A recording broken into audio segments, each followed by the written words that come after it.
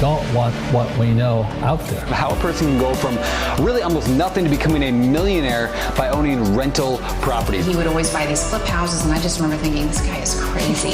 Why would he buy that house? In the past decade, there's been a huge surge in the peer-to-peer short-term rental market. Become an insider. So you have to know the rules before you get the game. Every second counts. So make every second count. Welcome to the Real Estate Jam. Whether you're just beginning or the best of the best, we're glad you're here. We will share successes, failures, and strategies for the action-taking real estate investor. And now to your hosts, JD, Annabelle, and Melissa. Welcome to the Real Estate Jam podcast. I'm JD, and my co-hosts Annabelle and Melissa are not here. So instead, we brought in the big guns, another Melissa. This Melissa, though, is a member of the Forbes Real Estate Council. She's also a member of the Flipping Junkie podcast. She is a member of NAWBO, the National... Help me out, Melissa. National Association for Women Business Owners. And she is the founding member of, or a founding member of the San Antonio InvestHER Meetup group. It's a meetup group that helps female investors win the day. Yep. And on top of all that, she's done over 1,000 flips and is a mother of 5 children. Melissa, thank you so much for joining us today. I'm really happy and excited to have you on the podcast. A little bit nervous that I'm here by myself, but I think we're going to be okay. How are you? Fine. I'm good. Thank you. Thanks for the opportunity to come on and talk to everybody. Awesome. Well, I think my listeners are going to love you as much as we all do. And usually the way these things go is I'll just have you introduce yourself to our audience, kind of give us your backstory and let them know where you came from and why it's important to listen to you, besides the fact that you've done all those awesome things. Why am I nervous speaking to you? Because you're a phenomenal investor and also a mentor to lots and lots of people with a special focus on female entrepreneurs and women leaders in our industry. So we're, like I said, we're super happy to introduce you to our audience. Thank you. Well, a little bit about me. I think you hit all like the really good stuff, right? Well, it's my show. That's what I get to do. I know. I'm like, I don't know what to say now. No, let's see. I've been involved in real estate investing since 2003. Like you said, flipped probably over 1,000 houses at this point. I think I lost count, really. Done a lot of different things with investing. So I've done, flips, rehabbing, wholesaling, wholetailing. I have rental properties and also real estate notes, which I love creating those notes and having that long-term passive income. So I'm still currently investing, kind of have scaled that back a little bit though. I have a very small team. We're out of San Antonio, Texas, and moving now more into a coaching consulting kind of space. So I'm primarily focused on female entrepreneurs, really in any industry, taking everything that I've learned in the 16 years of being in real estate and running a real estate business and all that knowledge and teaching other females how to structure their business, how to build a proper foundation, and then just how to, encourage them and empower them so that they can go out and do the same thing for other women. So it's been really exciting. Actually launching my own podcast too in the next, it's supposed to be tomorrow, but I don't know for sure if it's going to happen, but it's the E3 podcast. And so that's for female entrepreneurs where we encourage, educate, and empower females in business. So if anyone's interested in checking that out, should be up pretty soon. And that's how many episodes you got in the tank? Just really focused. I think I have like 9, and then I've got a whole bunch still booked and haven't done yet. So you'll be perfect. You'll just wing it, and then you're forced to. Once you release that first one, then you have to do the rest. Oh yeah. I'm out of my comfort zone with that, but it's okay because I understand that that's how we grow. So it's good. That's awesome. Do you mind speaking a little bit on why you chose to focus on female entrepreneurs and investors and business women instead of general, obviously you niche down because that's what you're good at, but what's the reason why you chose to do that? The why behind it, if you will. It's a good question. I think my why is based on a lot of things. I think the biggest why for me is I have 4 daughters and then my poor little son all alone, the baby. Super cute though.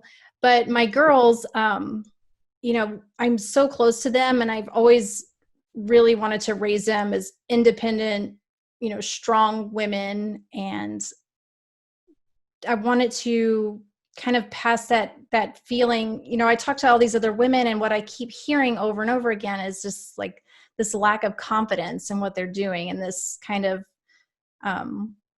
uncertainty, like they want to do these things, but they're afraid and they don't think they can. And I've always encouraged my girls to do that. And so being able to do that on a larger scale for so many other women, I just feel like there's a need for that. And based on the feedback that I'm getting, there's definitely a need for it. Women are reaching out, they want to talk, they are struggling, they need help. And I think having another woman there to help them, not that there's anything wrong with men, but there's just so many men out there doing what we do, like, when we're in the same circles of people and they're all great. And like, I love all those men, but there's just not enough women out there helping lift up other women. And that's really what my goal is to be kind of give them a voice and give them the confidence to be able to go out and, like, you can do these things, it seems like it's hard, but you can do it. And I'm going to be here and support you and help you. And so just being that person for other women is important to me. I think that's huge. And it speaks to half of the population, so like there's definitely a market for it. I also think that since we operate in such a, for lack of a better term, male dominated environment, that if a woman chooses to allow herself to be defined as a woman, little and dainty, then she can get pushed over. And in our business, and a lot of that comes from the lack of confidence and the things that you were just speaking about. But once they see somebody like my 2 business partners, Annabelle and Melissa, they are lions. And the difference I've seen in female entrepreneurs who really come into their own, and maybe some that haven't, are the ones who use, instead of, well, I can't do that because I'm a woman, it's I can do that because I'm a woman. There's so many unfair advantages that each of us have on a daily basis. And if you can change, the mindset from I can't do this because I'm a woman to I'm doing this because I'm a woman, I think that's a huge unfair advantage that Annabelle and Melissa both take advantage of in our business. And we use it to our advantage when we can, because it can be such a powerful thing once it's unlocked, in those limiting beliefs that a lot of people all over have, but specifically women in our industry. So I really, really think that's great. And I can't wait to start listening to your podcast. Thank you. I'm excited about it. And, what you said is right on, it's like, because I don't believe in playing the woman card, like, well, I'm a woman, like, I think it's more of like, I can do this despite these challenges, because it's not that we don't all face challenges. I think women have some different challenges probably that, but it doesn't make the fact that other challenges aren't just as important. It's just that they're different, and so really being able to tap into that and help women overcome that is good, I think. Right. Yeah, absolutely. And then helping people anyway is great, but finding something that you're passionate about, because you can tie it back to your daughters. You have 4 wonderful daughters. I can't imagine what that would be like, since we have 3 young boys and no daughters. Expensive. Yeah, absolutely. I believe that wholeheartedly. Okay, well, can you shift maybe away from that and kind of go into, I know that you're super awesome marketer, you're super great at building systems and processes for your business. And I was wondering if you could maybe lead us down what that path looks like for your business, and then I'll chime in with questions or comments as we go. Sure. So I guess I'll start with systems and processes, because I feel like that's part of the foundation, of your business. So, why are those so important? Why is having systems and processes so important? And I think it's important for a lot of reasons. One is, that helps you measure, it helps you lay out kind of like what's going on in your organization, how to do it. It helps you hire and train people, because once you have all that stuff documented in place, then it's easy to hand that over. Okay, here's all the training that you need to do this job. Gets all that stuff out of your head. Because a lot of times when we're entrepreneurs, and we're especially like small organizations, like we're doing everything ourselves, but we're not actually taking the time to document that stuff out. And then we end up running around like crazy people and wearing 10 different hats. And then we got to hire somebody. And then it's like, well, what are they going to do? And how are we going to pay them? And what's the job responsibilities like? But if you have all the systems and the processes in place documented, it makes that process of hiring even just so much easier, because you have, here are your duties. Here's how you perform all those duties, like literally down to everything. Like, here's how you log in, and here's what you hear, click here and do this, so it's all laid out nice and neat for that. It also allows you to delegate, once that stuff is there. So you're not having to sit there with somebody and it's like, okay, now how did I do that? or I don't have time to do that right now, but if I can take this process and hand it over to somebody else and they can do it, like a VA or something, or somebody else on your team, then that takes some of that off of you because it's done. I think another reason it's important is because it allows you to see how successful your business is going. When you can start to identify problems, like we keep having the same problem over and over again. Well, let's go back to the system. Is something broken there? When something breaks and you don't have any documentation of anything you're doing, it's hard to identify exactly where the break happened, why it happened, and then figure out how to fix it. But if it's part of your process and it's like this one thing keeps breaking down right here, you can go straight to that process and see, okay, this is the problem here. And fix it a lot easier. So right. I think that's, a big thing.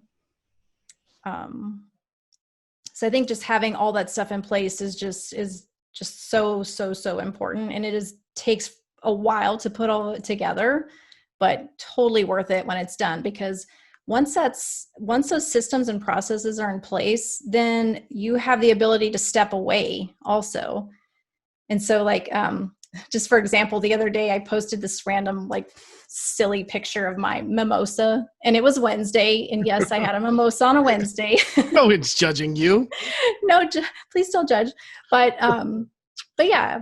And so I posted that and she's like, wow, I can't believe you're drinking mimosas on a Wednesday. Like, I would love to be able to do that. And I'm like, systems and processes, man. I have it all done, it's all laid out so that I don't have to do all those things. I can hand it to somebody else and I can enjoy my morning, right, without being stressed out because it's taken care of. Well, let's go into that a little bit, right? If I'm this brand new real estate investor and maybe I've done a couple of deals, but I'm not doing 8 to 10 deals a month or anything like that. I'm just figuring it out. Do you recommend start documenting those processes, or what is the starting point? What does it look like? Or maybe I'm a real estate investor doing 2 to 3, 4 deals a month on a consistent basis. What does the beginning of that creating the systems and processes piece, what does that look like? Well, looks like a lot of work. Yeah. But really, I wish I'd have done it a little bit sooner, because what happens and what I do as part of, my coaching and consulting with people is a lot of people get really overwhelmed because they're doing too much. It's what we do. We feel like we can do everything all the time. And that's how when you need to hire somebody, right? As if, you're spending way too much time doing this one particular thing.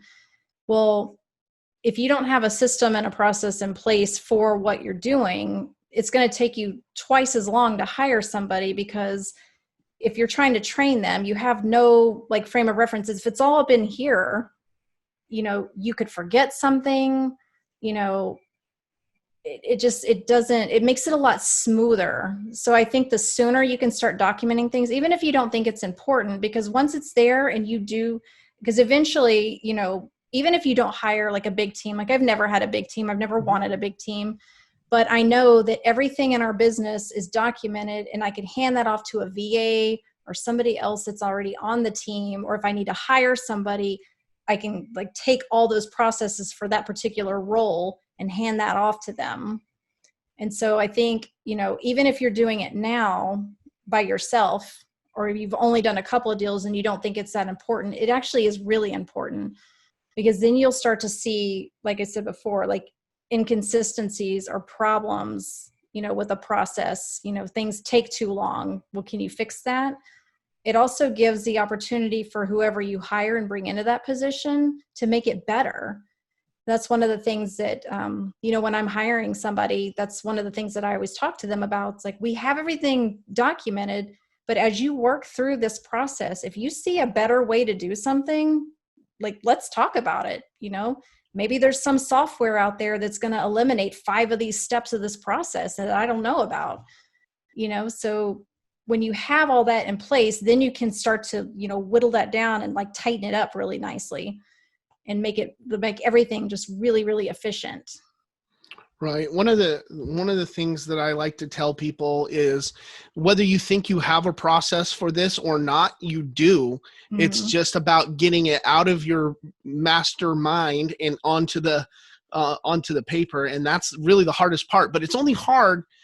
It's only hard for me because I'm also lazy, right? Like it's not a difficult task to walk through the steps, or even while you're doing a deal, record part of it, write it down, do that kind of stuff.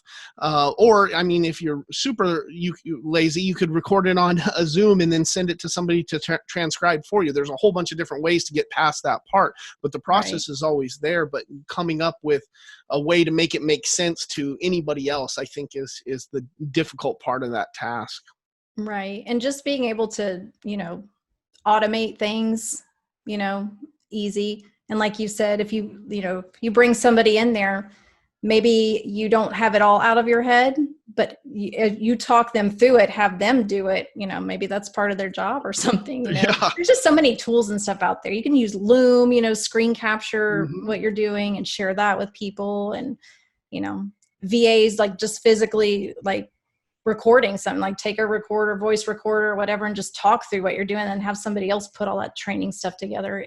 There's companies out there that do that. So. Well, I'm sure you can find it on Fiverr for $5.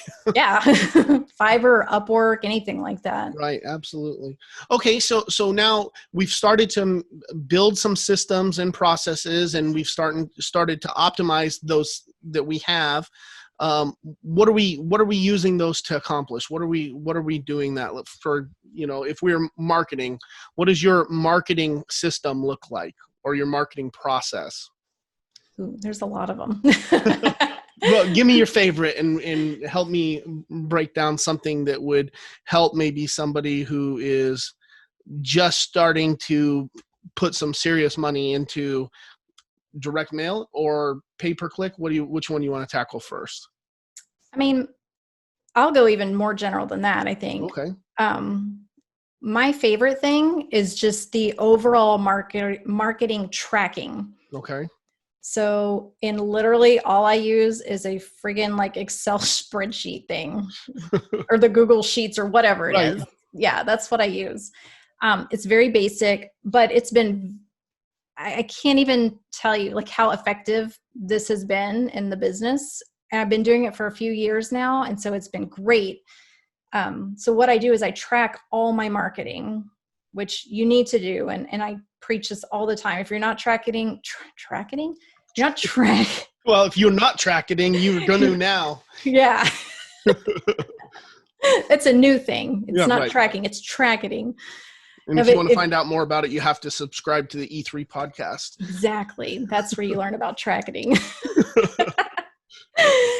If you're not tracking your marketing, you're really missing out. you're really missing out, because that's our biggest expense. You know, when you think about how much money you spend on marketing, I mean, it's like thousands and thousands and thousands of dollars. And even if you're small, not doing a whole lot of stuff, that budget is probably pretty comparable to people on a larger scale, because you don't have a lot to work with. So you have to be really efficient with how you're spending your money. I'm not saying like if you're doing a ton of deals, like throw all your money away on marketing either. But, you know, it becomes way more critical when you don't have that much money. You know, you want to squeeze every single dime you can out of every single lead that you get and every single outreach that you make. And so the way I do it is I just break it down into like my different marketing channels. Mm-hmm. And then I want to know like how many leads came in from each of those channels.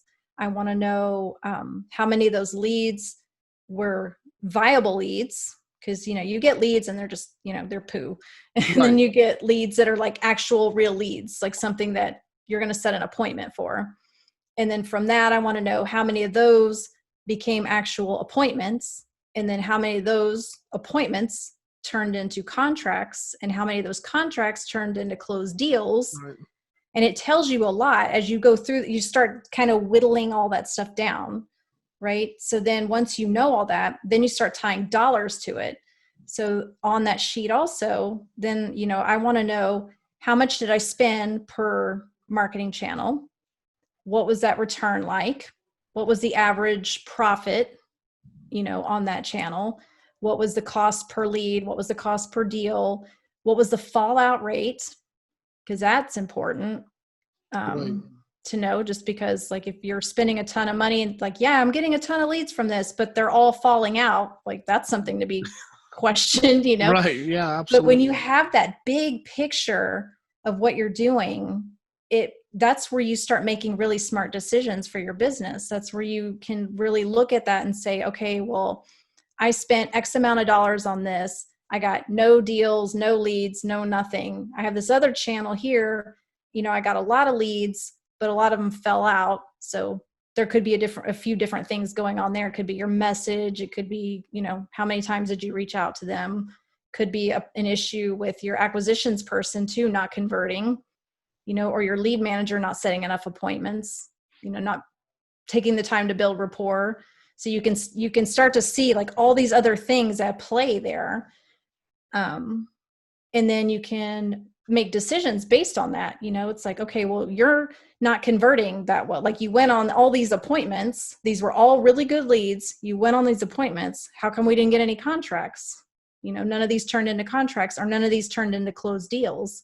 So that becomes like an acquisitions or a dispositions issue there. And then you can kind of dig into that, you know, or if, you know, something's not performing, maybe you pull money from that and put it towards something else that is working. But having that, like I said, having that huge, like 30,000 foot view of what you're doing lets you make smart decisions for your business.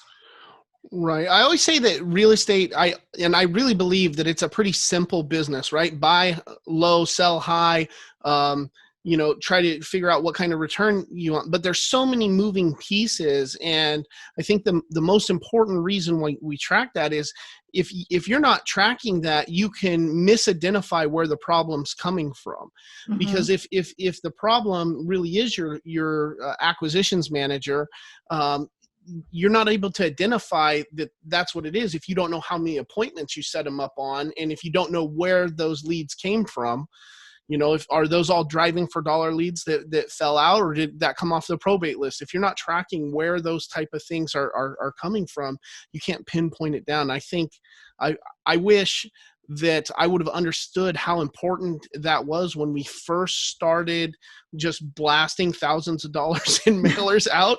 Like, why didn't you guys tell me that beforehand? And the real answer is you guys did tell me that beforehand, but I wasn't listening to that part of the conversation because I was just in such an overdrive mode. Like, let's get it out. And we're starting to tighten that up now. So we're starting to be able to pinpoint some good lists, some bad lists, and mm-hmm. work that out at the same time that we're building out all of our other processes. So I think this is the fun part now that, because you don't know what you don't know. And now I know. And so I can see, and it's like a puzzle. Now you're trying to fix these different little pieces. That's my favorite part. Yeah, mine too. Right? Because it's like, oh, okay, well, what happened here? And, once you lose a couple of bucks, that's some pretty good incentive to figure out, like, okay, what happened here, because that's what happened to me. I spent this whole thing came from this like massive direct mail thing that I was doing, and it was like, I spent $75,000 on this thing, and it's like, we got deals, we closed deals and stuff like that. But when I was looking at the big picture of things, it's like, man, that sucked really. When you break it all down, it's like, I could have spent $75,000 on PPC and like really killed it, or something.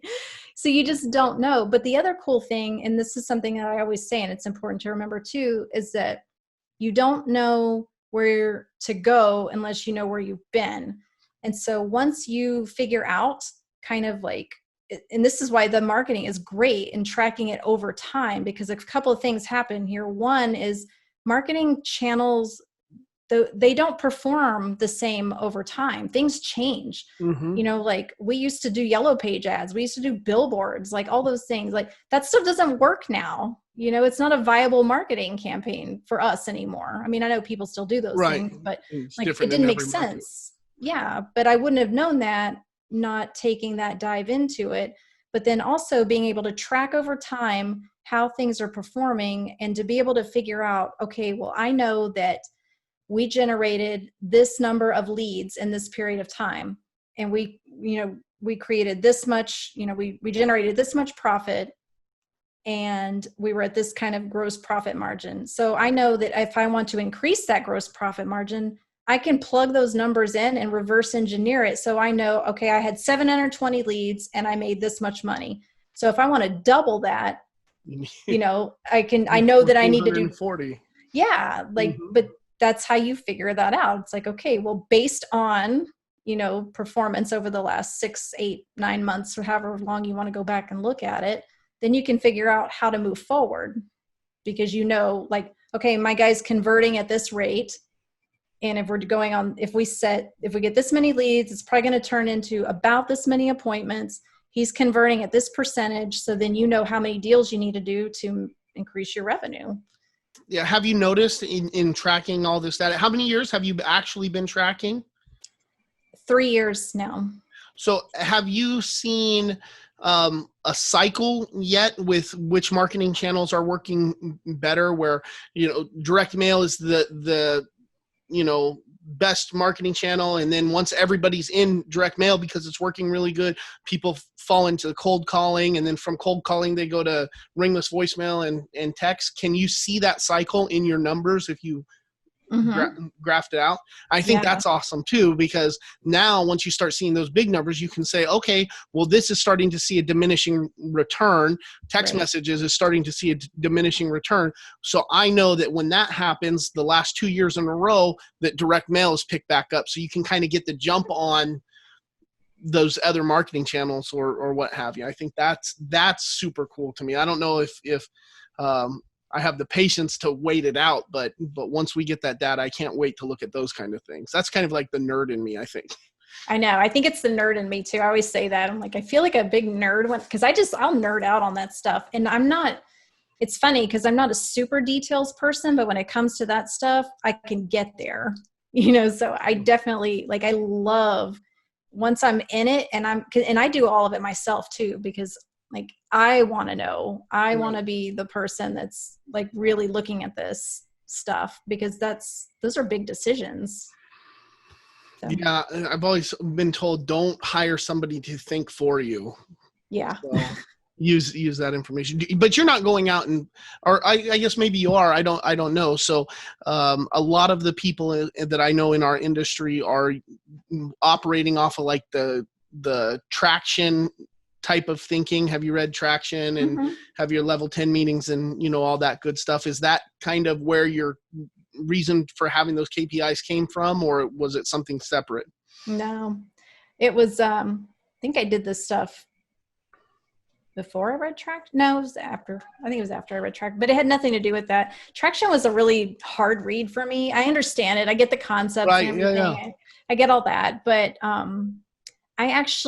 we went through The Advantage instead, which is very similar to Traction, but it's more, I always call it the softer side of Traction because it's, it's a little easier to digest, so it's more about culture, core values. It still talks about meeting and meeting structure and stuff like that. So I've kind of taken some aspects of Traction and a lot of the Advantage things, because they're all kind of the same anyway. It's just presented a little differently. So if you don't like all those details and that kind of dry reading of Traction, maybe try The Advantage by Patrick Lencioni. It's an awesome book, and I actually love all of his books. They're all great books about leadership and running an organization, running a team, stuff like that. I learned a ton from him, but I've kind of combined those and just taken like the best parts of what I need for our organization. So we have structure, but it's not like L10 structure.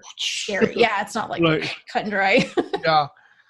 Well, I think that's phenomenal. That's the way I've ran my business, is by just taking, I tell Annabelle and Melissa all the time that I haven't had an original thought in the entire time that I've been doing real estate. I just pick parts from everybody else's stuff and put it in, implement it. I don't even know at this point, I can't even think back to this part of it came from so-and-so, and this, I can't attribute any of the stuff that we do to anyone specific. But I know that none of it was like an original thought. And I think that's one of the best things about real estate being a simple business, is that there's other people doing exactly what you want to do. If you want to invest in mobile home parks, you can find somebody who's investing in mobile home parks and literally take a carbon copy of their business and apply it to yours. Or if you don't like one thing, you can change that out, which leads me, I guess, to why I think that mentorship and coaching and all of that kind of stuff is so important, especially not at first, right? Because one of the things that I think gets a lot of people in trouble is when they're coming straight out the gate and they first read Rich Dad, Poor Dad for the very first time. And then they're like, oh, let me go spend $50,000 on this course, and I don't even know if I like real estate yet. I don't recommend that. But once you get to that level where you're starting to do deals consistently, that it's there. I think one of the things that propels you forward, and I know it has in our business, is getting in with high-level coaching and high-level mentorship. And I know that you're a part of some different coaching communities, and that part is awesome. And in the beginning of the podcast, you said you wanted to come more into that space. So can you tell me what that looks like for you going forward? Yeah, sure. So, I love that part. I love digging into people's business, and I really, it's kind of a thing that I've noticed really kind of recently, actually, this whole COVID and stuff like that. And, I put out a lot of content because I do want to help people. I do care about people, and I do love sharing what I do. And I understand that, people are like, you give away everything, whatever, but it's like, it's up to people to take action too. Right. And so I think it's important to know like where you're at in your journey, and then where you want to go, and finding the right support system that fits in with that. So like, I know when we started, we started with a mentor, which I think is good, but I think it's like, there's so many things. I wrote a Forbes article about this, and I can send you the link if you want to put it up, but it's like about finding and communicating with a mentor, especially when you're getting started, because a lot of people, you get the whole, like, can I buy you a coffee and pick your brain? Yeah. No, I don't. Like, I'd love to, but I have all the coffee I need right here in my house, and I don't have to go anywhere. So what's up? What can I help you with? Right. So let's talk. But like, that was good for us having a mentor in the beginning, because, we weren't flying blind. And then that's the thing I talk about too in that article. It's like, you have to be proactive. You can't just, sit back and just say, can you help me do this? And like, bring nothing to the table. It doesn't work that way. You have to self-educate. You have to take action. You have to show that you're willing to get uncomfortable, with these men, the conversation is different. So that was good for us in the beginning because, we had the mentor and he helped, but we did a lot of the stuff on our own. We went out and we figured out how to estimate rehabs and how to find houses, and we did our own marketing. And really, he was just a resource for us to go to if we got stuck. It's like, okay, well, here's the situation. We're not sure how to handle this. Have you been in this position before? How did you handle it? Kind of a thing. Here's what we're thinking. So now you're bringing a solution to the problem, but you're also not bugging them for every little thing. Like, hey, does this postcard look good? He doesn't care about that. It's like, it's not important. You save those questions. But then, over time, we gradually outgrew having that mentor, and then didn't have anybody for a while, which I think was not bad, but probably not that great either, because then we were just doing everything on our own with no thoughts of like growth or scaling or anything like that. And then joined a mastermind. And I think masterminds are great for getting like that whole like collaborative thing, like a group thing. I think masterminds are excellent for that. Love Inner Circle Elite, love everybody in there. And I think it's really valuable to have that many people, like-minded people in a room, and to be able to, have those discussions. Where I moved on now to a different level is like, I think that people want something that's specific to them now, right? Because it's like, okay, well, now I understand all these concepts. I know, the things that I should be doing, but the implementation specific to their business is where people get stuck. It's like the difference between having a personal trainer and going to a spin class. Like the spin class is great. You're going to get in shape. But if you really, really, really want to find out what's right for your body, you need to talk to a nutritionist and a personal trainer that can analyze you and what you have going on. I couldn't agree more. And I think that's... And it just changes over time as your business changes, as your goals change, It just a lot of things I think play into that. So it's just kind of depending on where you are now. Like, do you need a mentor? You're just getting started. Do you need more of a mastermind? You want that group collaboration thing? Or do you want something that's specific? Like, okay, here's all the things that I need to do. I've already got an organization. I've got some people working for me. I need help trying to put all this stuff into practice now, for my business specifically, or here's a problem that I'm specifically having that nobody else seems to be having. It just looks different for everybody. So that's kind of been the fun thing, is talking to so many people and figuring out, and some of it's the same stuff over and over again, but it just depends on what the goals are, Right.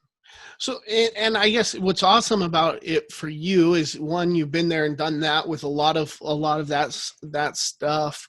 So you have all of that experience. But the cool thing I think about being a coach is that you get to choose who you work for just as much as they choose you. So are you at a point where we can send you all of our people and they can go and try to sign up for your coaching? Are you doing interviews? How do I become your player? I don't know what you call the people that you coach. Client. Okay, client. We'll go with client. All right. We'll go with client. It sounds a little dry, but when somebody wants to become your client, what does that process look like?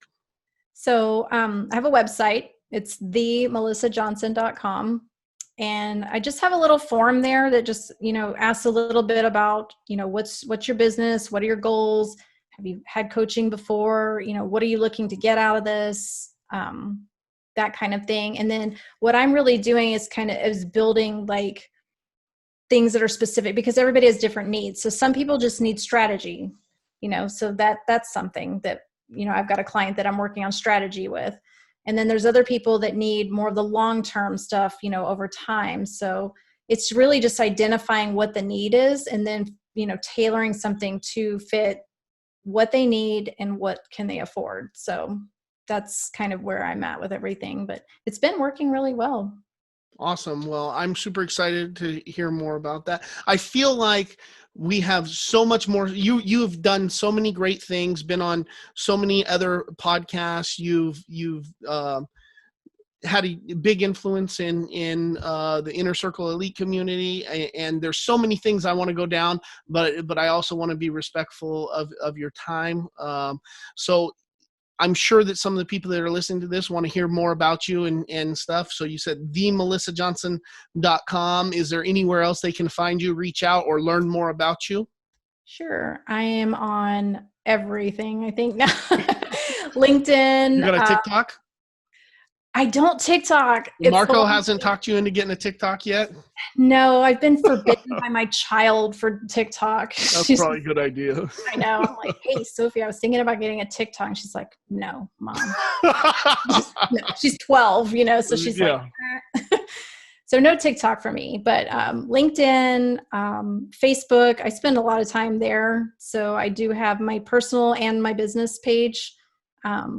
The business page is just, I think it's Melissa Johnson REI. And that's where we're streaming the More podcast that I'm doing with a couple of other ladies, where we're doing Moms of Real Estate. So we talk about the 4 pillars of marriage, mental health, motherhood, and money. So good stuff there. That's exclusive to that page, but I also put content out there as well. Melissa, is that More podcast? Is that only specifically for women, or do you think that there might be some men in the real estate environment that could learn or pass some information on to their wives? You think maybe they should check it out too?